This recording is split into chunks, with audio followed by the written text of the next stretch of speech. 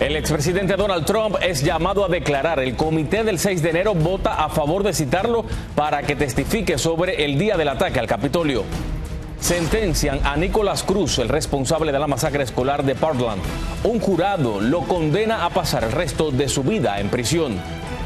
Reunión bilateral de alto nivel en Washington. Secretarios de Estado de México y Estados Unidos hablan sobre seguridad. ¿A qué acuerdo llegaron? Acuerdos para recibir a inmigrantes venezolanos en Estados Unidos. ¿Quiénes califican para este nuevo plan? Y lo que sucederá con quienes entren de manera irregular. Así iniciamos su noticiero, Estrella TV. Hola, ¿qué tal? Muy buenas tardes, bienvenidos al noticiero Estrella TV, les saluda Abel Álvarez. Y vamos a comenzar con esto porque una histórica citación fue emitida hoy para que el expresidente Donald Trump testifique ante el comité especial que investiga el asalto al Capitolio del 6 de enero. Al final de su última audiencia, los 9 miembros del comité votaron a favor de que el expresidente comparezca y dé su versión sobre lo sucedido antes y después del violento asalto. El comité cree que estuvo directamente involucrado y también presentó nueva evidencia de que Trump tenía un plan premeditado para declarar victoria tras la elección presidencial sin importar el resultado.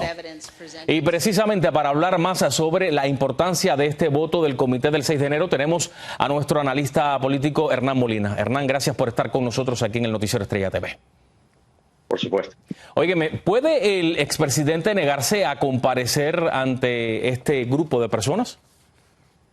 Sí, puede y seguramente va a litigar, va a tratar de esgrimir que a un expresidente no se lo puede citar, va seguramente a tratar de argumentar que hay asuntos constitucionales que le permiten a él ausentarse. Esto va a ser todo una dilación porque Trump nunca ha querido colaborar, ha siempre ninguneado a este comité y seguramente no va a presentar. El comité puede hacer una referencia o pedirle al Departamento de Justicia que lo intime y que lo fuerce a hacer, pero eso queda más para adelante, creo. Ahora bien, ¿qué fecha límite puede tener el presidente Trump para decidir si va o no a declarar?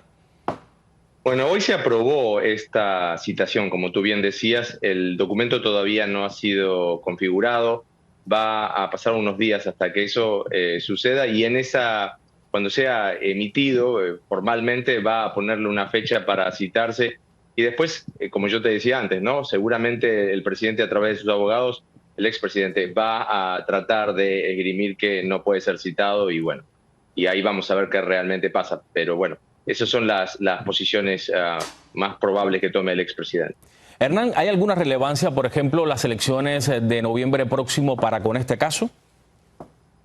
Sí, claro, porque imagínate que después de un año y casi 6 meses de investigación, queda realmente claro que el expresidente estuvo pergeñando esta movida, este saqueo al Capitolio el 6 de enero para prevenir que el Congreso certifique la elección de Biden y él así poder quedarse en el poder. Creo que no han quedado muchas dudas. De hecho, hay gente que ha sido llevada a las cortes y otros han sido ya mandados a prisión por este ataque violento. Entonces, yo creo que ahora lo que queda es para los electores, para la gente que va a salir a votar, que tendría que ser todo el mundo que es elegible para votar, de tomar una decisión qué clase de democracia quieren vivir, en qué clase de país quieren vivir, en la que un expresidente se arrogue el derecho de poder saquear con asistencia de gente violenta, de gente de la extrema derecha, gente racista, antisemita, terroristas domésticos para violentar un acto del Congreso y así quedarse en el poder. Yo creo que la mayoría de nosotros queremos vivir en democracia y esa es una de las preguntas que la gente tiene que hacerse a la hora de votar.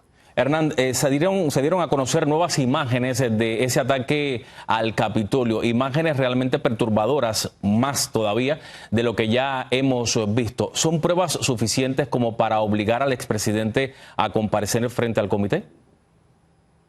Yo creo que todo el caso ha sido suficiente como para que el expresidente se presente. Es más, él dijo que descree de todo esto y cree que es una farsa política, pero entonces si es una farsa política y él tiene información que es diferente a lo que el comité ha escuchado a través de testigos que lo han hecho bajo juramento, entonces que se presente a declarar. Pero todos sabemos que el expresidente no está interesado en la verdad. El expresidente está interesado en la versión de su propia realidad, que es bastante ajena a la realidad, ¿no?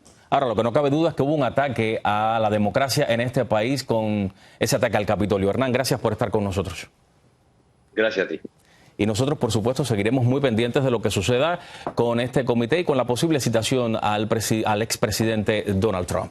Ahora, mire, ese no es el único nuevo problema de Donald Trump. Hoy la Corte Suprema rechazó intervenir en el caso de Mar-a-Lago. El expresidente había solicitado al máximo tribunal revertir el fallo de una corte de apelaciones para permitir que el supervisor especial pudiera revisar cerca de 100 documentos marcados como clasificados que le fueron confiscados en agosto. Ninguno de los magistrados presentó objeciones ni comentó sobre el tema. El otro tema importante del día es el veredicto del jurado en el caso de Nicolás Cruz, el responsable de la masacre de Parkland, donde murieron 17 personas. No enfrentará la pena de muerte. Vamos con Ronald Hacha desde Miami, que tiene las reacciones a este caso. Entre lágrimas, sorpresa, mucha decepción y un profundo dolor, los familiares de la víctima de la masacre de Parkland recibieron la sentencia de cadena perpetua para Nicolás Cruz, quien en los 17 cargos el jurado, comprendido por 7 hombres y 5 mujeres, no le dieron la pena de muerte. Para los padres y familiares cercanos a los 14 estudiantes y 3 profesores, el sistema de justicia falló. Fue algo que realmente no estábamos esperando. Y este caso era el perfecto para determinar que la pena de muerte era la sentencia adecuada. Estoy disgustado con el sistema legal, estoy disgustado con los miembros del jurado que pueden permitir 17 muertes y otros heridos y no dar la pena de muerte. ¿Para qué tenemos la pena de muerte entonces?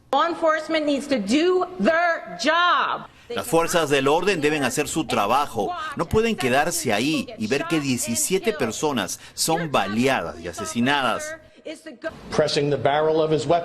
Presionó el fusil y disparó en el pecho de mi hija. ¿Y eso no valió la pena de muerte? Nuestro sistema de justicia debió ser utilizado para la pena de muerte, no como un acto de venganza, sino para parar que otros ataquen al futuro de la nación. Lo primero que voy a hacer es ir al cementerio y ver a mi hija. Luego voy a hacer todo lo posible para que esto no vuelva a ocurrir. Justiciamente no se ha hecho justicia legalmente, pues la ley prevaleció. Los factores agravantes no apagaron los factores mitigantes y eso se puede decir casi como un empate, por decir así. Y el resultado final es cadena perpetua para este muchacho. Se espera que el martes 1 de noviembre se revisen los cargos pendientes que tiene el pistolero de Parkland, Nicolás Cruz, y asimismo también se espera que la jueza dé la sentencia completa. Desde Miami, Florida, soy Ronald Hacha, Noticias Estrella TV. Óigame, drogas, migración y armas fueron solo parte de los puntos que tocaron altos funcionarios de México y Estados Unidos, esto en el diálogo de alto nivel de seguridad que sostuvieron. Alfredo Miranda está en Washington, D.C. y nos dice de qué más se habló en este encuentro. Los cancilleres de México y Estados Unidos, Marcelo Ebrard y Antony Blinken, respectivamente, junto a funcionarios de gobierno, sostuvieron reuniones de alto nivel para abordar asuntos de la agenda bilateral. La capacidad de proteger a nuestra gente depende de que trabajemos juntos, desde el abuso de sustancias como un asunto de salud pública, desmantelar las redes financieras del crimen organizado, hasta abordar las causas que conducen a las personas al crimen organizado, incluida la falta de oportunidades económicas.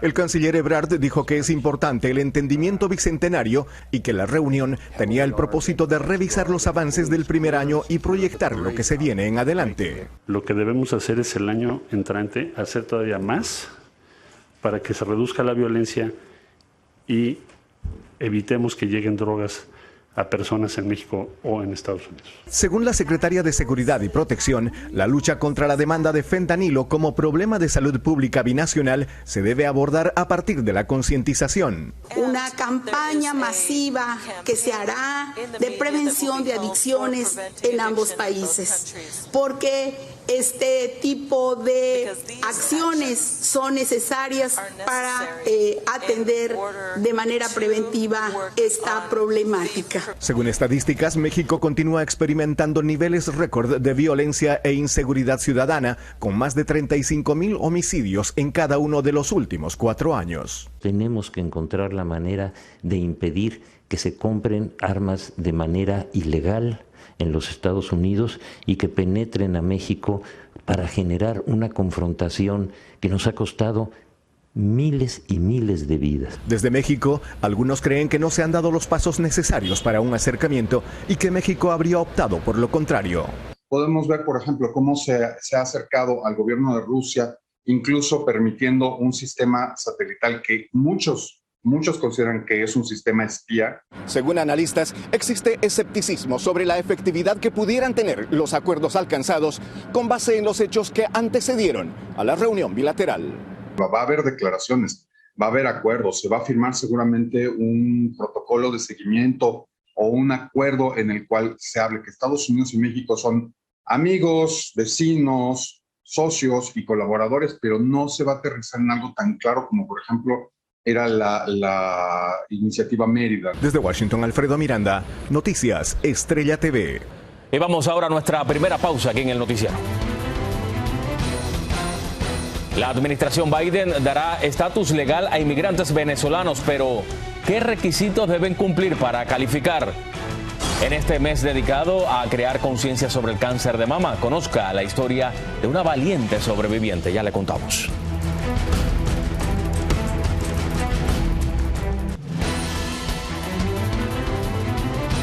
Y volvemos al aire con esto porque la comunidad venezolana reacciona al anuncio por parte de la Casa Blanca de controlar la migración de ese país con un programa que daría estatus legal por 2 años a quienes califiquen para un permiso humanitario y la expulsión inmediata para quienes crucen la frontera sur. Freddy Machado nos amplía.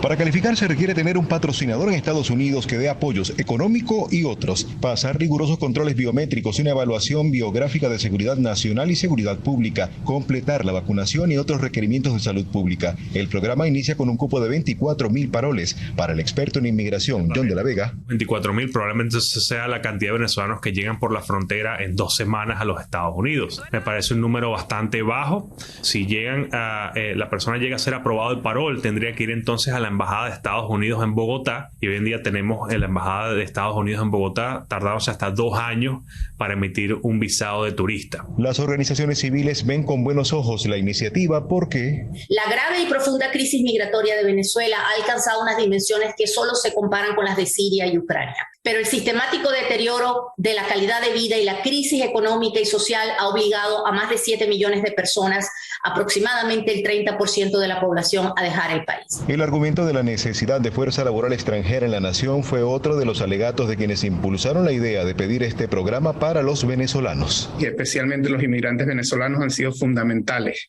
para la recuperación de la Florida después del huracán Ian. Las expectativas con el programa se habrían cumplido en buena medida porque lo que buscaban era que se pueda ofrecer una solución eficiente, rápida, para minimizar el riesgo de explotación tanto sexual, laboral y humana. Algunos venezolanos en el exilio agradecen que al menos se estén tomando algunas medidas para ayudar a sus connacionales. Los venezolanos están cruzando el río Bravo en busca de una buena vida, pero en esa buena vida te estás consiguiendo la muerte. Y otras comunidades como la cubana desean mejores condiciones para los venezolanos en el movimiento migratorio que les ha tocado vivir.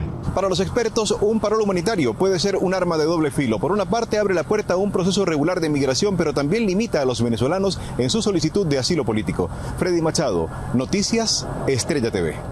Ahora mire esto, miles de inmigrantes tendrán la oportunidad de cruzar de manera segura a Estados Unidos para trabajar, evitando el peligro que corren a manos de los traficantes de humanos. Esto gracias a un convenio alcanzado por los gobiernos de Estados Unidos y México. Víctor Blázquez tiene los detalles.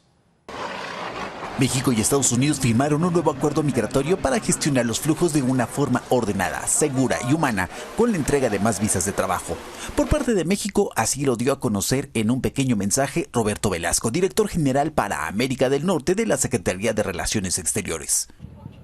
Estados Unidos se comprometió a otorgar unas 65,000 visas H-2B para trabajadores temporales. 20,000 de ellas serán para centroamericanos y haitianos. El requisito es que las solicitudes no se presenten en la frontera y quienes ya están en México muestren su estadía legal.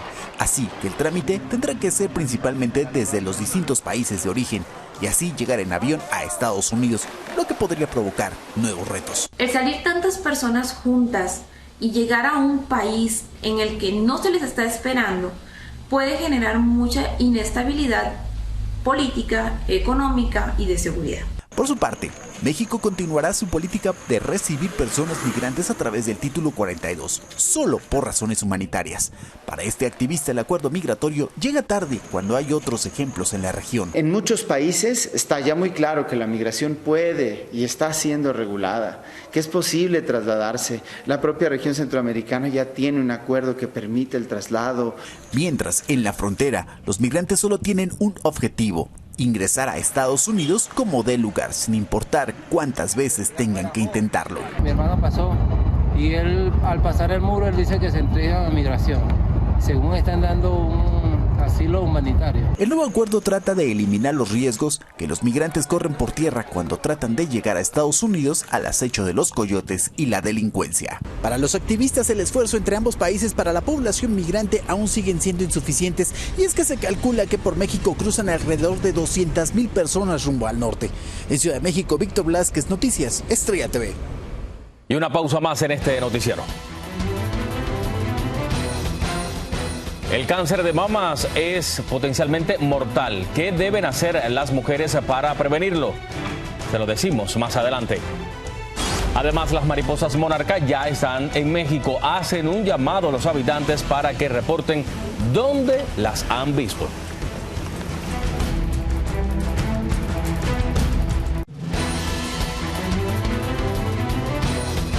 Octubre es el mes elegido para hablar con más énfasis sobre el cáncer de mama y también celebrar la vida de las sobrevivientes. Wendy Castillo nos tiene la historia de una valiente mujer que le ganó la batalla al cáncer. Wendy, vamos contigo, cuéntanos su historia.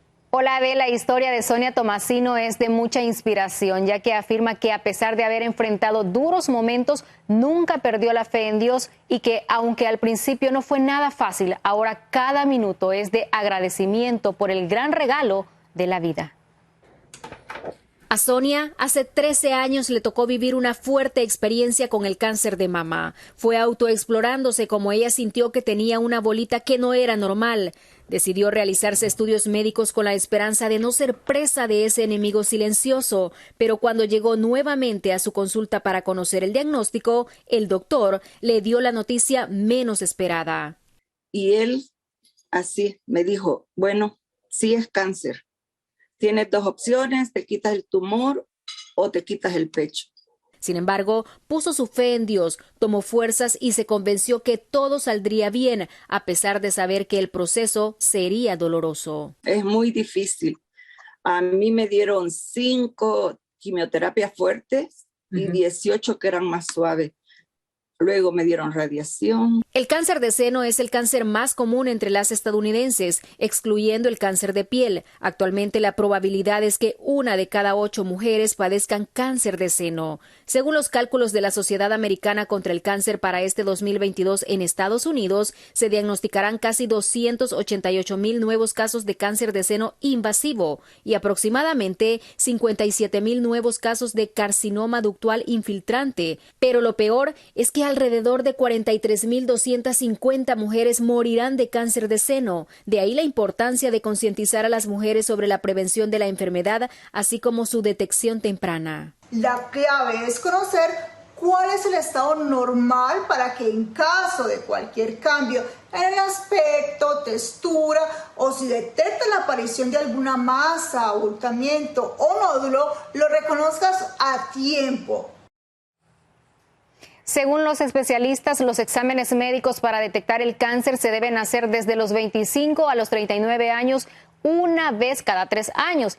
Y a partir de los 40 años en adelante, cada año. Claro, los controles deben depender del historial familiar que usted tenga. A ver. Efectivamente, eso es muy importante y nunca es suficiente lo que se dice para proteger a las mujeres de este terrible cáncer. Gracias, Wendy, además con cifras realmente escalofriantes. Con esto vamos a la última pausa del noticiero. Millones de mexicanos ya están admirando el colorido espectáculo de las mariposas monarca. Le contamos.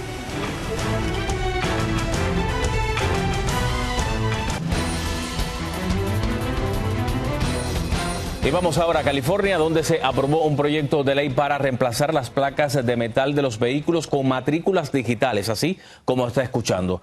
Las innovadoras matrículas podrán mostrar distintos mensajes de emergencia, como alertar sobre si un auto es robado o una alerta Amber, y podrán ser vistos por los conductores cuando estén detrás del vehículo.